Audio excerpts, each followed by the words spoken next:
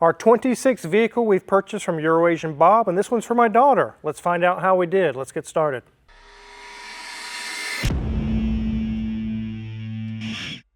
This is a 2018 Acura MDX with around 115,000 miles on it. We bought it from Eurasian Bob, knowingly having an issue. We're going to find out what that issue is today. But we're going to do an inspection on it and something underneath the car that my daughter says it's got to go. We're going to remove that today. We're going to show you what that is. She says, I won't be seen with that on my car. Kind of weird, but we're going to go ahead and do that for her. Let's take a look around this thing. She was wanting a Honda Pilot, but we found this Acura MDX, much snazzier, much nicer looking front end. Lots more creature comforts. The paint is very, very nice on it. It has 5-spoke 18-inch wheels on it and some very nice tires, some Michelins in fact. As we come around to the back, you can see it does have a receiver hitch on it. But otherwise, it's in really, really good shape. Let's go ahead and hop under the hood. So here's basically our Honda 3.5. Go ahead and remove this cover. And they've had several iterations of this 3.5 V6 over the years. Very, very good engine. In the earlier 2014s and 15s, they had transmission troubles. This one's a little bit newer model and it is shifting just fine. I believe it's out of the year range of having those issues. One thing I do like is it's very easy to get all around the engine to work on it, to the front of the engine, or the back, the coils. Everything is easily accessible, and I know from experience these engines are very, very good. They're not Toyota level quality, but they are right behind it. It's very, very, very highly reliable.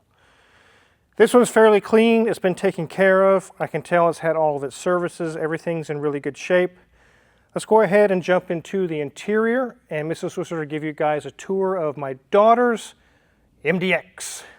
Okay, ladies and gents, you can see it has 115,735, and yeah, it does say the hood's open, and if you were seeing it a second ago, it said it had another issue. There we go, the rear departure, my mitigation system problem. It's got a few others, but they're all tied together with one big problem, which obviously we'll be addressing.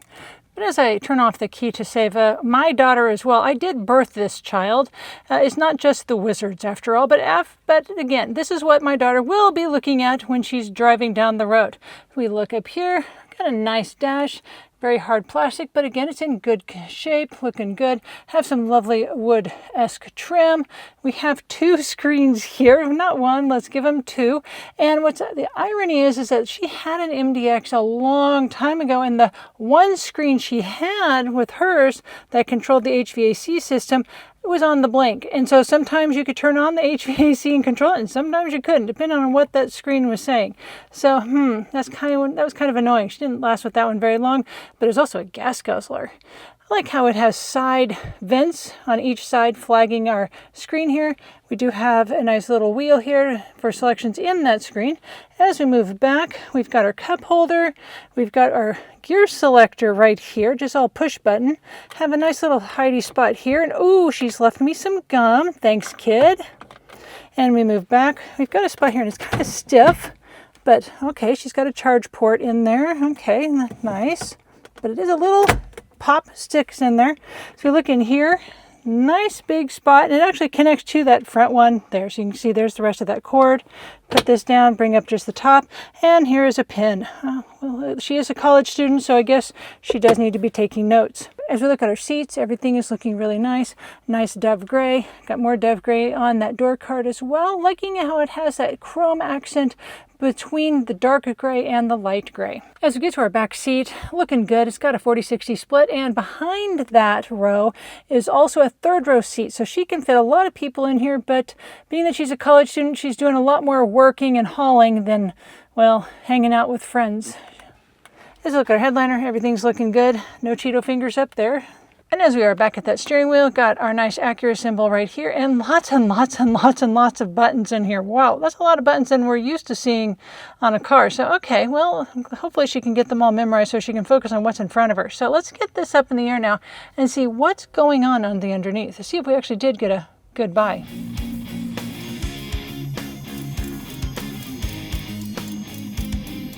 So when we did the interior review with Mrs. Wizard, you guys saw the first hint of some issues with this vehicle, which was pre-existing. We knew about them. We're going to dive in and show you what those issues are, but let's check the underside. So underneath the radiator area, I don't see anything leaking.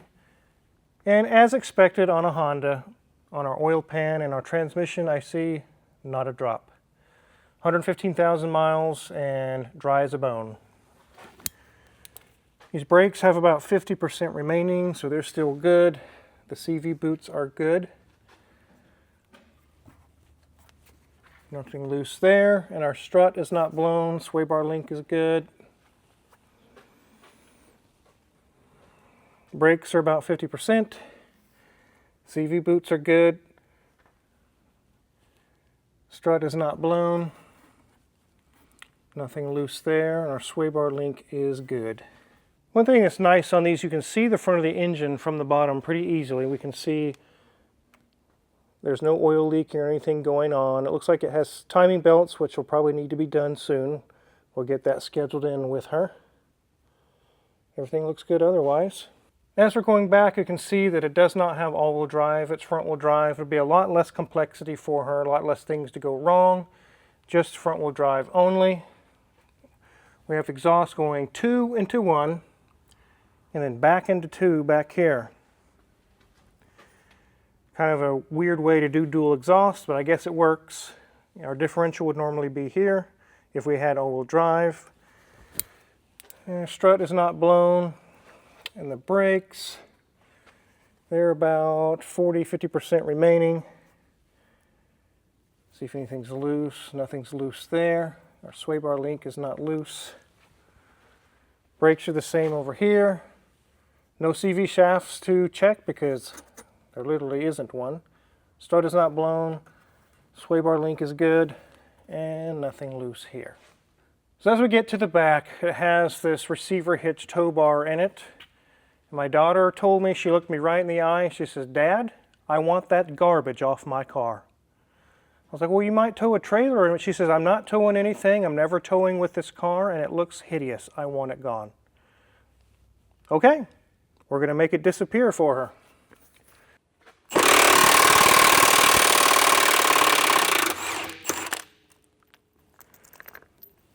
There's one.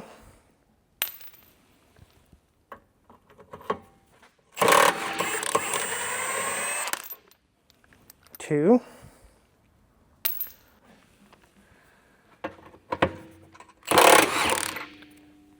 I'll leave that one on a little bit so it doesn't fall on me.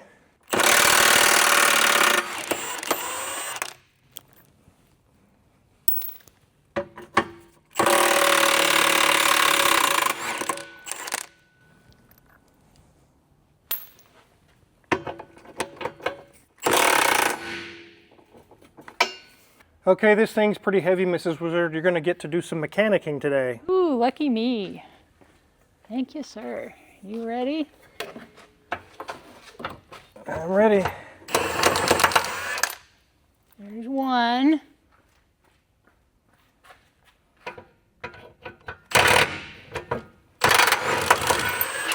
There's two. She's free.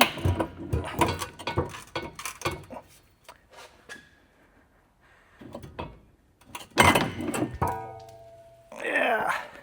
Goodbye, receiver hitch. You get yeeted off this car. Well, there you go, daughter. It's done. It's no longer hideous. The things we have to do for our children. I guess if you have a Honda Pilot or Acura MDX and you want a tow hitch, call Crazy D in the office, $100 and it's yours with the bolts. Let's get this thing on the ground. So our daughter, our youngest daughter, she's currently in college, and we gave her a while back a 2008 Toyota Camry, and it served her well, but it's got getting close to 250,000 miles, and although it has probably more miles left in it, a lot more, it's starting to get a little age on it, and she's getting not too far off from graduating college. We're getting ready to move to New Mexico, so we were like, maybe we should just go ahead and get you a newer vehicle. It's kind of your early graduation gift for college. And we know she'll have something reliable and safe and very useful for her. She can haul things in it. It kills multiple birds with one stone all at once. It really made sense. And her boyfriend is going to be driving the Camry until it is out of life or out of service, which could be another 100,000 miles on one of those. So both vehicles that we've gotten her will be of good use. They'll both use them. This will be her main daily driver. It is in very nice shape, but we really need to talk about those warning lights that are on the dash. If you watch Mrs. Wizard's interior review, you saw it has cruise control issue, it's turned off. It has lane keep assist issues. It has all kinds of different gadgets and things that have warnings on the dash right now. And I purchased this from Euroasian Bob, and one of the reasons why I really like buying from him, two reasons. Number one, he can find stuff that that dealer you're looking at can't find. I don't know how he does it, but he does. And number two, he's upfront and is honest. He told me on this car, he said, David, this is a nice car, but it's got some warning lights going on. I'm not sure what's wrong with it. I can look into it, or I can give you a little cheaper price, and you take it as is, and you deal with it, Car Wizard. I said, I'll take it at the cheaper price. I'll figure out what's wrong. And we have figured it out already.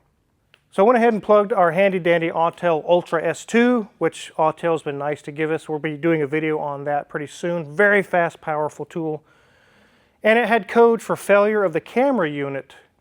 I'm going to show you where that's at. We're going to actually remove the panel. And how today on modern cars, they have multiple things into one little module.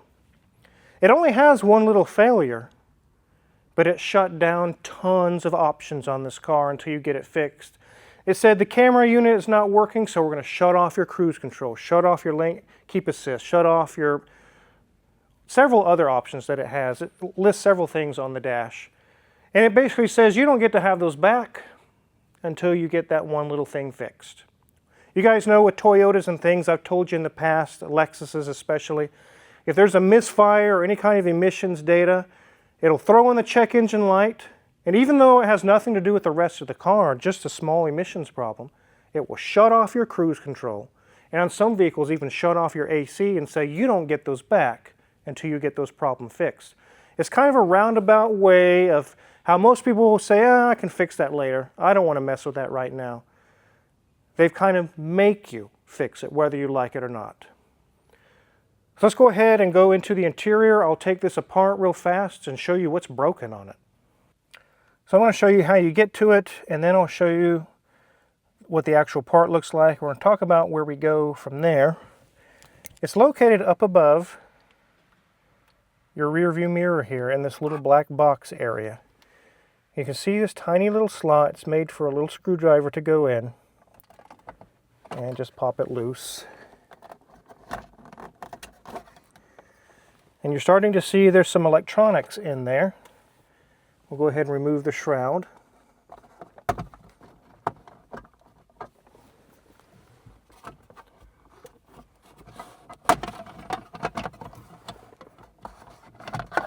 This sounds like you're breaking plastic. It isn't. It's just the way the clips are oriented, the way they're designed. But you can see our camera unit has a wiring harness, and it has a little peephole that it peeps through there. But that little box has so many modules and things inside of it. Let's go talk about that. So when you remove that, this is what you see, this little black box. There's the plug-in right there, and you can see the little camera inside the clear lens there, tiny little camera. I had always understood that this is just the camera, but the control modules that control cruise control and adaptive cruise control, lane keep assist, and all those collision avoidance, all those different things were modules inside the dash, separate different modules. No. All those modules, everything up to that whole system is inside this one little tiny box. And when something goes wrong inside of here, you lose all of it. You lose every bit of it. You don't have cruise control anymore, you have nothing. These, by the way, if you have it replaced at a dealer, they have to calibrate it for the camera system and everything with a special screen that they use, over $2,000. What are we going to do with it? I actually know a guy that works in an Acura dealership, and he said if you want to bypass that, one of the things that a lot of people are doing here lately is they go to the junkyard, find a wrecked MDX, and remove the camera unit. It's already pre-calibrated for this vehicle. It's already set up.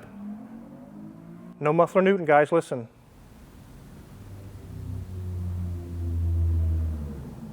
Anyways, it's already calibrated for this vehicle. It's already set up. It doesn't need to be programmed. So you just snap it in, plug it in, and it always works. It just really works. So that's what we did. We have a good used one ordered. And if it works, it can save us quite a bit of money. But the other option is you really have to take it to a dealer and get it calibrated with, like I said, with the screen, with a brand new unit. So we're going to try the used option and see how that does. That should solve that, and then there will be no more errors, no more issues with this car. And now we have the receiver hitch unbolted from the car. Like I mentioned, it's for sale. We will not ship it to you. You need to come and get it or arrange shipping yourself. Contact Crazy D in the office. Now, this technology that's on this vehicle is not brand new. It's something they've had on several different makers, different brands and models of cars out there for quite a while. Subaru has one called iSight. And many different makers, even Mrs. Wizard's Defender 90 has lane keep assist and adaptive cruise control, all those cool things. It has cameras up here as well. So that's the new thing in cars going forward, is cameras and cameras and cameras. They're going to have cameras, especially as we get into self-driving cars. Well, it has to have eyes to do that, and that's the cameras.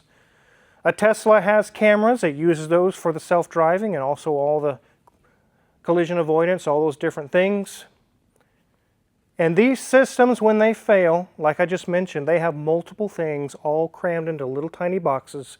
And they're not a couple $100. They're $500, $1,000, $2,000, $5,000. They're going to be stupid expensive. So when you're road testing that new car and it has all the new bells and whistles and newfangled stuff, go ahead and plan with your pocketbook at least $4,000 to $5,000 when it breaks. That's what it's going to cost. Hopefully it's under warranty when it happens. If not, plan on that. So we'll get this taken care of, and then I feel confident that we got a really good car. Thanks again to Euroasian Bob. There's a link in the description. You want to go check out his inventory or asking some questions about finding a certain vehicle. This probably will be one of our last vehicles we purchase from him because, again, we're moving to New Mexico, and no, we're not closing the shop, and no, we're not closing the YouTube channel. We're going to be semi-retiring, downsizing. We're going to have a smaller shop in Las Cruces. We actually already have one acquired. We're getting it set up as we speak. We will continue making videos for you guys for the foreseeable future. So definitely make sure before you go to check out our Amazon affiliates link in the description below. A lot of the tools we use every day, tried and true, are for sale there. If you purchase anything there, we get a small cut and really appreciate it. And make sure to hit the subscribe button and the notification bell before you go, because like I just said, we have many more videos coming. Thanks for watching.